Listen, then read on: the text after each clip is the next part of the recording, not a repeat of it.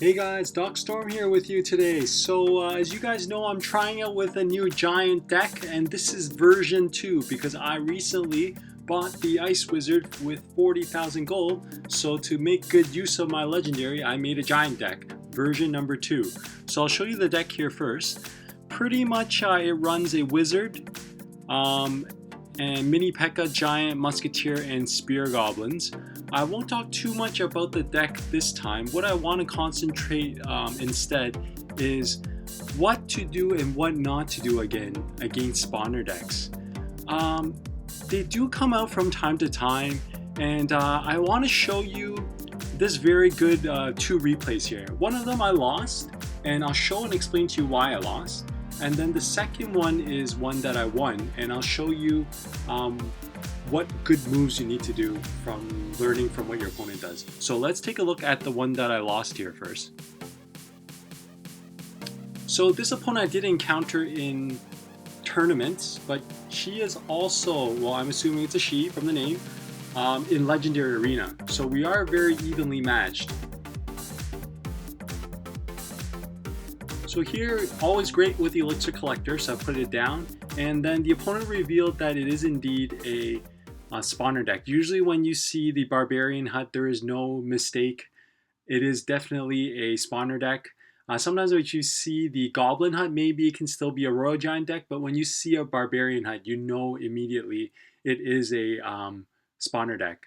Now, why I placed the Giant in there instead of the Poison to counteract the Barbarian Hut at first was because my Poison is actually underleveled. As you know that the tournament cap for epics is level 4. My Poison is only level 3, so it's not as strong, and I know that it wouldn't be able to take out the Barbarian Hut.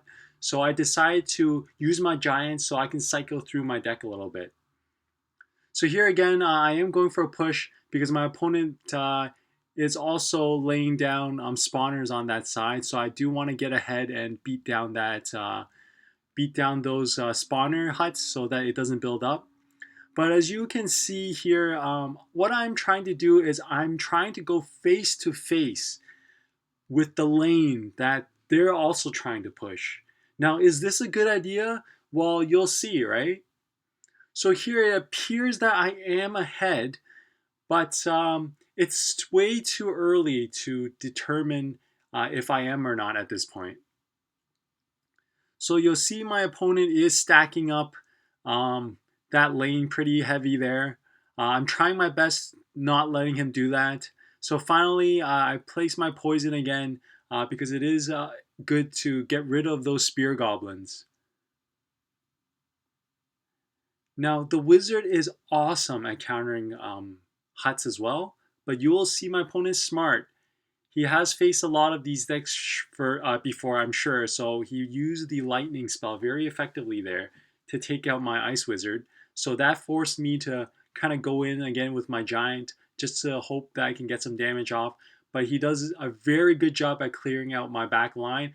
As you guys know, and I always tell you guys, the strength of a giant deck is not the giant, it's the supporting troops. So if you can take out the supporting troops, those decks are not to fear. So again, very good move by my opponent, but there was nothing really I could have done. I had to take out those barbs and the princess there, but it was ideal for my opponent to lightning me there for the 3 targets. Lightning spells are like that. They are excellent elixir gain if you can make use of the 3 shots, like what my opponent did there. So again, I'm trying my best to push that lane. And again, my opponent tries to do the same thing. So you saw that my wizard was higher up there just to kind of avoid the same situation. But the barbarians are really awesome at countering my giant and also my mini P.E.K.K.A at this point. So I really didn't have too much of a better move. And then also with the fireball and the lightning, it really kills the back line of my giant deck.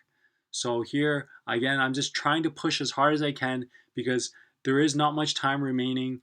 And it's great that I did have my poison spell, but you'll see here I'm giving it my best shot, but it's really hard with the lightning spell to kind of support my giant. So the spear goblins there were kind of like my shield, but again, they got zapped away. so nothing too much I can do. So here I'm just trying to damage the tower again, kill some of the back line, and you'll see here that it's not enough. The barbarians are building up, and they do quite a bit of damage if you just let them there.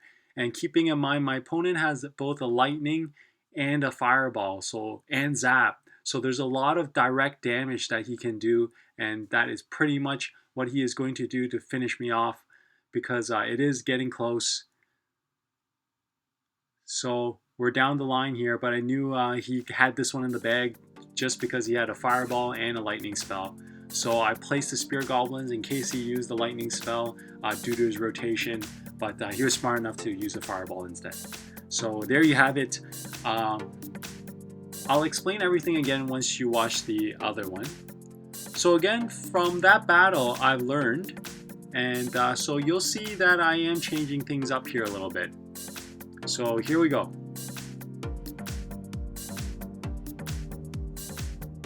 So always pay respect to your opponent, give them the thumbs up, give them a good luck.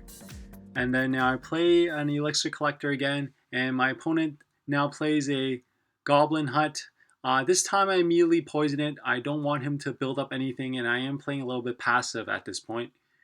And you'll see I have a little trick against these spawner decks, because again, I do know what my opponent likes to do now. So I have a way to kind of counter it, and you'll see. So here I'm trying to pretend that I'm playing the same game. You know, you throw the giant in the lane that he's trying to push, and I'm trying to defend the lane. Was a good, either it was a poison spell at that point or the ice wizard. I decided to go with the ice wizard just because it costs less. And again, I'm just trying to play that little defensive here, trying to push that same lane strategy. Building up my elixir is pretty much my main goal at this point. When you're against spawner decks, the main thing is to keep up with your elixir. You can't fall behind. Try to stay ahead if you can. And you'll be sure to get your opportunity, and I put this one in the bag. So again, because of the spawner there, it's a good poison placement too, because one, the barbarians get poisoned, the hut gets poisoned, and the spear goblins that come out of the spawner also die. So in a way, you are killing the poison. So again, my opponent does the exact same thing. Lightning's my my wizard, and then this is where I react. Because lightning, as you guys know, costs 6 elixir, right?